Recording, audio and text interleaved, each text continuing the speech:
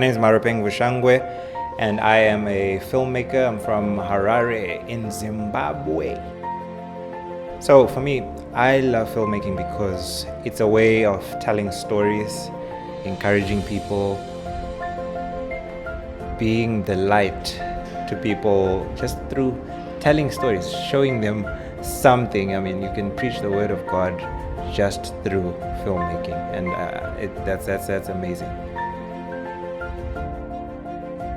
There you have it, people. You heard it on your favorite show, A Walk with Mel. We're hanging out at 106 on Adderley in Cape Town. Look at the views, the views, the views. We're out here hanging out with Maropeng, filmmaker. You're our first filmmaker on the show, actually. So welcome to the show. And I mean, you said it, you're all the way from Zim, and you obviously love filmmaking because you can tell stories. You love storytelling. Yep.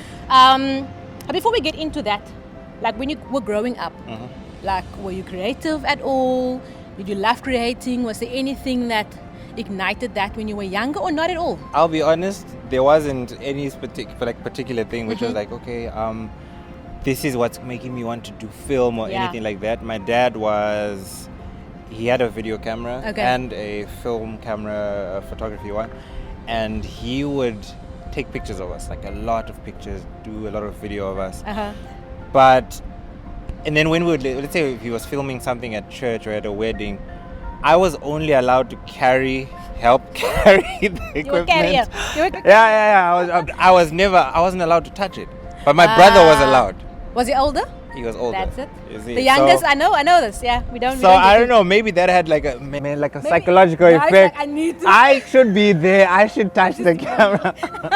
I should also do something. Maybe, but there wasn't anything particular that was like, okay, this is the. And then when did the bug bite? When did you know? Okay, cool. I want to do this. I'm gonna come to Cape Town or South Africa. Yeah. I'm gonna do this thing. Okay, so in 2007, 2008, when I was in high school, I was obviously looking for something to do. Like, okay, after high school, I want to go to this uni. The guidance counselors were trying to shape us. Okay, you could do this, you could do this. And my dad tried to kind of shape me around accounting, but that didn't stick. It would go in through here. I like the word that you're using, shape. Yeah.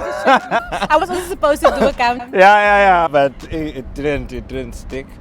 Then then I think they were pointing me towards marketing and all that, but it wasn't really happening around all of those things.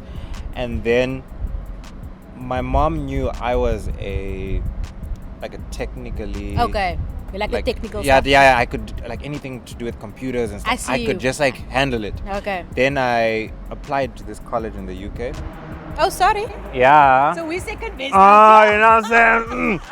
But yeah, I applied to this college. I got a place, and then this was 2008, and then just before, then in 2009, we had paid deposit for school fees, all of that stuff, and then my mom passed away. Oh gosh. Yeah. Oh, Maro. And so then everything changes then. Everything changed, and I still ended up going, but a year later. But yeah, we couldn't afford it. Oh yeah, that's epic, yeah. There I was going to be doing a diploma. Okay. But then when I came back, when I came back from the UK, went back to Zim, everything went down, downhill, super downhill. And then after a hectic chat with my auntie, she's like, yo dude, I think you should try and find a place for college somewhere closer. Closer to home. And then I was like, okay. Then the next day I go to an internet cafe. We didn't have Wi-Fi at home or anything. Yeah. So I literally went to an internet cafe, started searching for film schools in South Africa which had degrees for film directing. Okay. And City Varsity came up. And then a couple of months later I was at City Varsity studying in a class where 98% of the people knew a lot about filmmaking. They knew who Quentin Tarantino was. They knew all these film directors. I didn't know a single one. You out here. I just knew, I want to go to film school. I want to direct. But it's something. So who is everybody? But I mean, you're in school to learn about these things, I feel. That was me also in class. I was always the one that everyone was up with me. Yes. I'm like, sorry? What did you just say? But it's hectic how an intense thing happens, and I think it happens in all of our lives and shifts us into the direction that we have to go into. You know? Yeah. I want to speak about your first day on set. I mean, a lot of the people and a lot of the times, all of us, we think filmmaker, we think fame, we think money, we think everything's just like Hollywood. You want coffee? Yes, but what was your job, your first job on set? Okay, so I have 2 different experiences of first day on set. So my first one was in London. Okay. Where my cousin, or he's my brother-in-law, my brother's wife's younger brother. Sure. He's actually like a producer. His name is Juicer Dementa. It's not a plug, but I wanted to ask. I was like, yo, I'm an actress. Plug. Yeah. So go check him out. You see in this interview. Yeah. Like, So he was shooting a music video in a studio in London. Okay. And he's like, yo, come through, let's go. And I'm like, yo, I'm super keen. Yes, let's go. And then he's just like, I'm gonna need you to just assist me. You carry stuff, whatever, and then do behind the scenes. So I had no idea what does this mean. I mean, I've watched behind the scenes videos, but I had no idea what I was supposed to do. That he's just like, yo, you just ask people questions.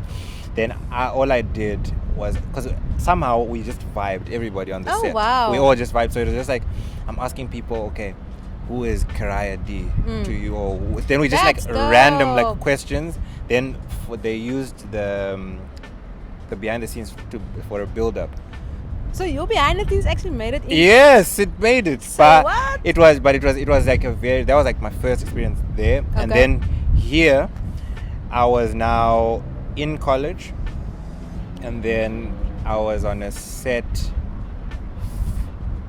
on like what's called as an extra. Okay. I wasn't even doing any. Okay. I was an extra where it was like a commercial. I don't know what brand. Did you just do it for money, just for? For the money, Okay. yes, 500 rand. It's money. 500 rand for that Day, I think, and then they taxed it all the way to like 300 rand. How can they even? And we tax got it for like months later, but still. So all we had to do was like, we're on a stadium, and then they just say, okay, everybody now jump, and then all just, yeah, say yeah, then all, yeah. It was like really so that was my first time on set here, which it was cool. So I think what was cool was to be able to see the people behind the camera, how they were busy. We were able to just watch. We weren't able to get close, but watch. Okay, this is what they're doing. Okay, cool. That was nice until I got more chances on set. Amazing. Behind and lovely. Until now I can also. I know what you mean. You've got both sides. I mean, now you're a filmmaker. You basically have your own company. Yes. You create your own. Let's talk about some of the stuff that you've done already. Some highlights of things that you've done already. So Mel, I actually go. So I also. So I was once a TV presenter.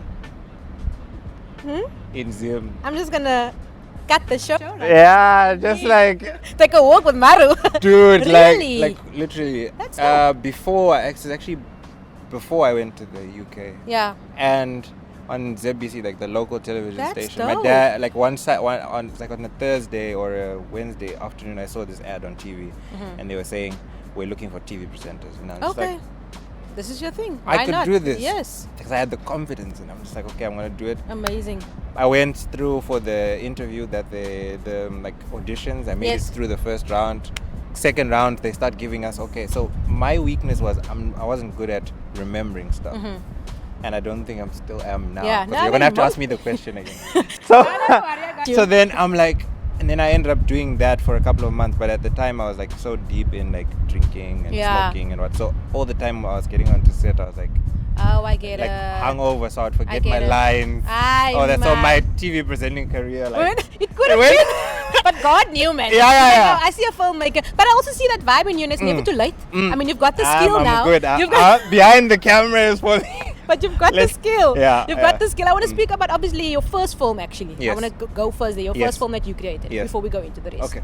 So first film, college, first year, end of the year, a film called Love Bite, based on a true story. Is it your love bite?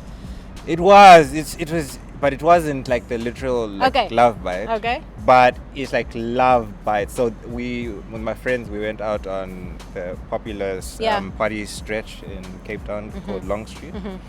And we go out, we go hard, we enjoy ourselves. But then my friend and I, we bumped into these two girls. Yeah. And we hit it off like conversation. We started playing pool. We had like the Nice most vibe. amazing night. And then at the end of the night, just then one of our friends, we used to be a chef. He is a chef still. Yeah. I don't want to give him a plug as well. Yeah. But he's a chef, so he ended up coming through. He's like, "Hey guys, yeah." We said like, "Oh, what's happening? What are we doing?" He kind of, then we kind of gave the girls less attention. Yeah. Just to say what's up to him, and next thing we didn't end up getting to say goodbye. Okay. So I left the girls with my other friend. Okay. And then next thing, girls are gone. What? Didn't get numbers. Didn't. Okay. I thought they were like gone. No, I No, think. no. Yeah. Yeah. No. There's a dramaticness of it. Yeah. No, Oh my like God. It's like yeah. I mean, it's South Africa. sorry. Not like that. Not like that. No. We're good. They just went home. Yeah, They went went home. Yeah, but you Yeah, obviously but no contact. No nothing. contact. No like Instagram. Yeah. No Facebook. So No the contact. evening So- was almost wasted. Yeah, it's like, we're warming up to something, but yeah, then so we never ever got to meet those girls again. you Yeah. know. But we just felt like there was a connection, so Yes. I decided, I'm gonna write a movie. Obviously, we shaped it so that we made it so that you won't know. Okay, let's say if those people ever watch They it, won't know that it's got it's it. but so we dramatized it, made it look cool. And that was the film, and yeah, it's on YouTube. That's so dope, and you can Yeah. express yourself. That's the Express- thing with filmmaking. I love it, That's- people. You are watching A Walk with Mel. We're hanging out at 106 on Adelaide. Check them out, people. We're taking a quick break. I don't love taking breaks, so we'll be back right after this.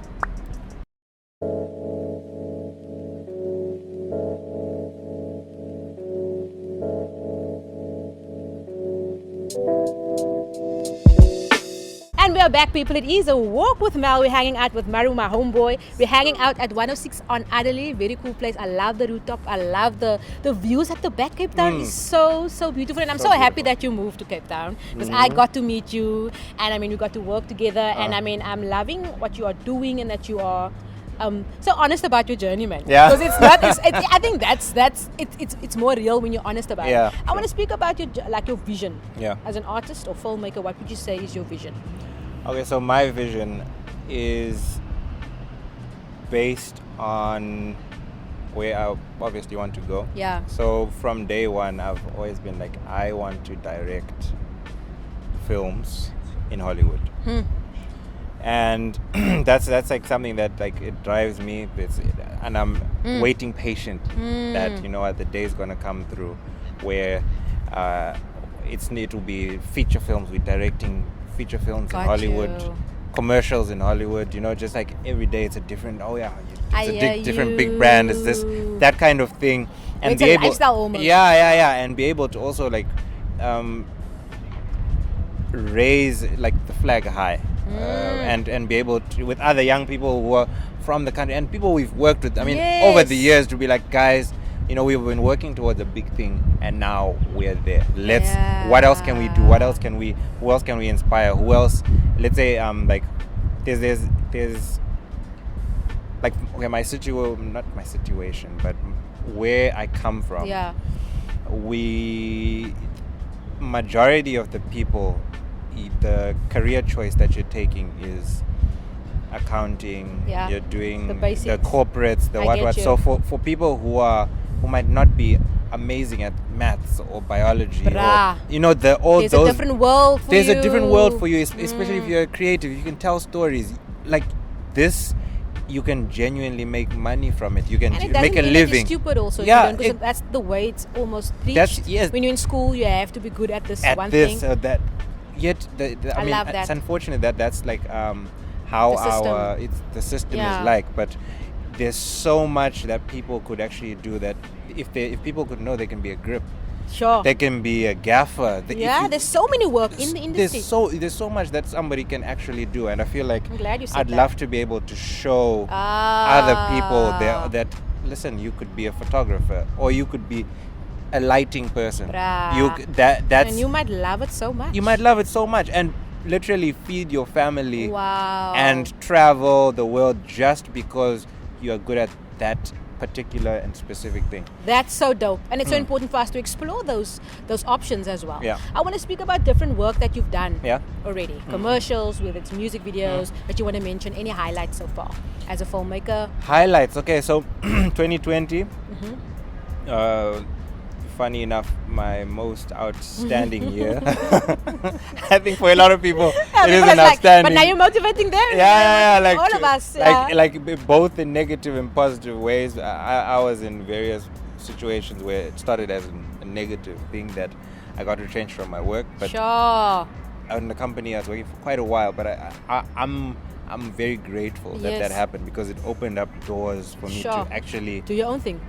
Really now like soar. You like, forced, ne? Poof. Sure. Things that we're afraid to do. Because we're also comfortable with like, salary. I get you. you. And like benefits and this, but it's like, okay, now I'm now full on into I can direct, I can DOP, I can do all this stuff now full time. So my first assignment that I got last year was there's artist Holly Ray. So the artist Deeper. Yes. So one of my friends, he was able to get a gig for us so that we were able to shoot a travel series with her, a 6-part travel series called Ready Set Local that encourages people to travel in and around South Africa. Amazing. So we went out into Durban, in various parts of Durban, like amazing game reserves and stuff like that. We got to shoot out there, and I shot her a music video called Home. Lovely. With her, and it was an amazing experience, which I'm very grateful for. That's so dope. And I feel like it's the confidence that I got from like, especially when you're coming straight into the industry, and like, that happens as a young creative now, it's just like it opened my mind to be like, okay, there's so many things possible for you. Yes, you can do this. Wow. Go and do what you can do. Do the best that you can do. So yeah, that's outstanding. Then after that, I've been able to get onto like a lot of massive campaigns, projects, photography ones where I'm assisting people. Amazing. The video stuff, and we've got a film that we shot with one of my peeps. It's called KO Kid. I was like, I don't want to get excited now. Is it me? It's called KO Kid. KO Kid. KO Kid. And there's more coming. And there's more coming. There's more coming. It's about a female boxer from the Cape Flats who is basically going against the odds of, when females are, I mean, it could even be attached to GBV, where she's being abused. Somebody, she's going through. It's things. a normal thing almost. It's almost a normal thing, but she's a woman who's standing up for herself and saying, "Listen, I'm also strong. I can do this." And the I think you might know the actress. Yeah, the main actress, Melissa de Vries. Sure. You must introduce me to her. Yeah, I'll introduce you. must connect with her. Maybe she's a plug as well. Yeah, she might be a plug. I don't know. And you're speaking about this now, about everything you've done, and it's so cool. I mean, thank you for encouraging me as well with what you're saying about 2020 and how it's been for you. Yeah. You know, but why do you think it's important for us to tell our stories? Why? Because the thing is, African stories, especially, I mean, people, you could be watching this from anywhere in the world. Yeah. For us, our African stories are unique. I'm telling you, this is a bit like totally different, but I was shooting a funeral. Wow. Yeah. But a funeral, there's always something happening in a So, but we wanted to do it in a very unique way to be able. We're celebrating people's lives. I like that. Right. So what we did, we asked people, like the close, like 3 or 4 family members, please give me your most fond memory of your grandmother. Oh, wow. And this lady, she says, my grandmother, I didn't like going to school, but my grandmother disciplined me. and I ended up going to school. It's such a unique story, but you're visualizing, okay, what do you mean she disciplined you? What happened? Because we all know. Yeah, so all of our stories have to be told. Wow. And film, if it really helps us to, right now, people, you're watching this from your iPad, you're watching this from your phone, from a laptop, computer, anything, or wherever you're watching it from. It's because you're looking for content. So right now, the content is, if we're telling people's stories, we're able to encourage people. We're able to inspire people. We're able to encourage people in Christ. If you're a believer, you're able to, and it's doing these things in unique ways. Wow. And making them feel sane and giving hope. And you're saying all of this, but I know you've got your degree. And you're still busy with your master's degree. You invested a lot into yourself, and can you tell us the importance of investing in yourself? I know this is random, and why it's important to invest in yourself, whether you're studying for mechanic or whatever. Why do you think it's important to invest in yourself? I feel it's important because each and every day you're gonna meet different people. Yeah. People we evaluate, we judge each other. Yes. According to what you have or what you don't have. Yes. Unfortunately, it's a reality. That's how it is. Yeah. But then there's also, you need to also find, okay, what am I good at, or what could I be good at? That's so that you can live your most fullest life. Because, for yourself. For yourself. You can. I see some people who, because they opened a YouTube channel or they opened an Instagram or something, and they started creating certain content, or they studied a certain thing, and you can tell, man, their life got way better. So because I'm not going to all the time be focused on the next person. Truth. Right? No, that's But true. you yourself, as a human being, you can invest in yourself. You can and you what decide you where you're going. I get you, not totally. Because nowadays we don't have to lean on that old thing of, my parents didn't have money to take me to school. My parents didn't. No. If you're able to WhatsApp to buy that data, you can buy that data, and you can now find free courses. Nowadays, it's so easy. So much stuff, literally, even before this, if I wanted to know, okay, for an interview, how best should I sit? I could have done that. What's all these different things we're able to now research. Sure. And it can help you as an individual. Amazing. And I feel like, it's really important. Well said. Last few questions quickly, just to wrap it up. Yeah. I see you as an entrepreneur, obviously. Yes. And for people watching, what advice would you give them if they want to start their own business, if they want to become a filmmaker? Yeah. And I'm going to ask two questions in one. Do you think it's important to be an all-rounder when you start out as a filmmaker? And working for yourself. So for me, I consider myself, and I'm sure to a lot of people who also perceive me will be like, okay, more of a young upcoming filmmaker, right? And to get to the directing seat where it's to a bigger audience, it's gonna take time. Of course. So I have to be able to do as many other things as possible. And my father told me this before I went to film school. Yes. We sat down on the table, and he's like, rather as many things.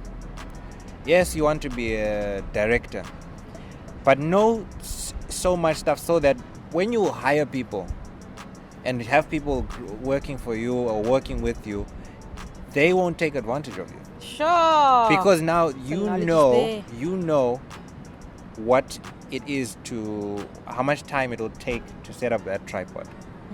You know how much time it takes to set up a light. So if it's renting it, you know the rates, you know the prices. I can't come and give you a different quote. No. My friend, I do that stuff. Yeah.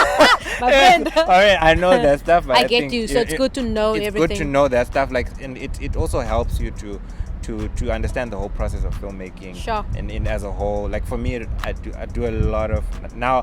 Like I can fly a drone. I can do camera work, lighting, photography. Sure. I've been like learning all this stuff like along the years, and at the moment of my new like found love is first AC, which is like a first camera assistant, where you because I'm very technically you understand it well, the technical stuff. Amazing. So I'm very like I'm enjoying it. Focus pulling. That's so dope. It's quickly, social media. Where can people get you to get your work? Let us know. So my stage name is Director Bling. Hello. Instagram Director Bling. YouTube Maropeng Vushangwe. Vimeo Director Bling. Facebook Maropeng Vushangwe. Sisa. Where else? What's the other ones? Twitter Director Bling. No, Maro Bling Bling. It's a bling bling it's situation. A bling bling situation. We out here. Man, high five. High five. Yeah. What is remember high five? No. So high five was before. Are you serious though? I'm for real. Okay. Before Facebook. Okay. There was my time. I wasn't born yet. People at Maropeng is in the building. Yes. Talking about on all social media platforms. He's my homie, guys, and it's such an honor to have you here with us. Thank you. Thank you so much for tuning in, people. Yeah.